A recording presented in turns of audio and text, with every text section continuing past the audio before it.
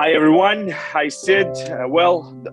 This is the seventh day of the war. I mean, real war, which is taking place in the nation of Ukraine with all its consequences, devastation, destruction, death, casualties. But the good news is that our military, our army are standing and not only defending, but also in some places advancing right now. And the whole world is watching and in amazement of how Ukrainian army, which is smaller in numbers compared to the Russian invaders and has less weaponry, but stands out against this big giant as Russia and its evil intentions.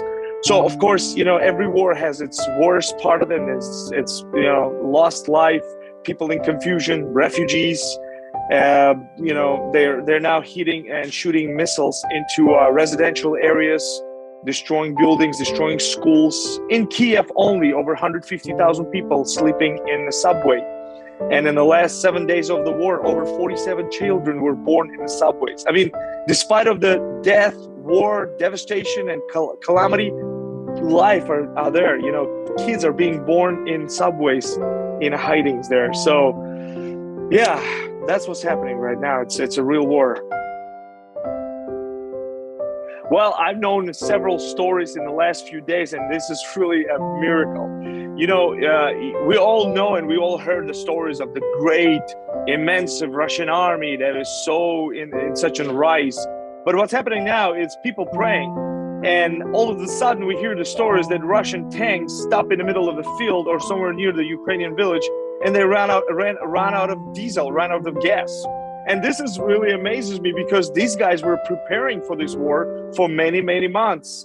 And incidents like that happen not once, many, many places. We hear the stories that they would run out of gas. Even one of their one of their ships in the sea ran out of fuel, and they were contacting the nearby passing by cargo ship and asking them to help them with fuel, and they denied because they said, you guys you're aggressive, you attacked Ukraine, and we're not going to give you any fuel. So the Russian ship stuck in the middle of the sea and couldn't move. So, I mean, come on, it's the hand of God.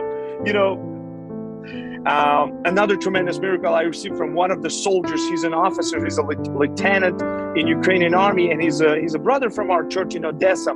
And he called and he said that him and his men were sitting in hiding, and they were looking out, where would enemy come from? Where would they attack? And all of a sudden he says, I'm sitting there in hiding and with my man, he says, and all of a sudden I start praying. He said, I felt the urgency to pray right now. So he started praying and he heard God speaking to him. And he said, Nazar, that's his name, Nazar, take your men and leave this place right now, this very location. And as soon as they did it, as soon as he himself and his men relocated to another hiding place, rockets and fire was opened on that spot, and that very spot was bombed and destroyed. So it's amazing how God does miracles and protects. And all the men who were there with him, they before they were not really listening to the word of God. They were not really paying attention to what he was saying about Jesus. But after that, everybody started praying and asking the Lord to come into their lives.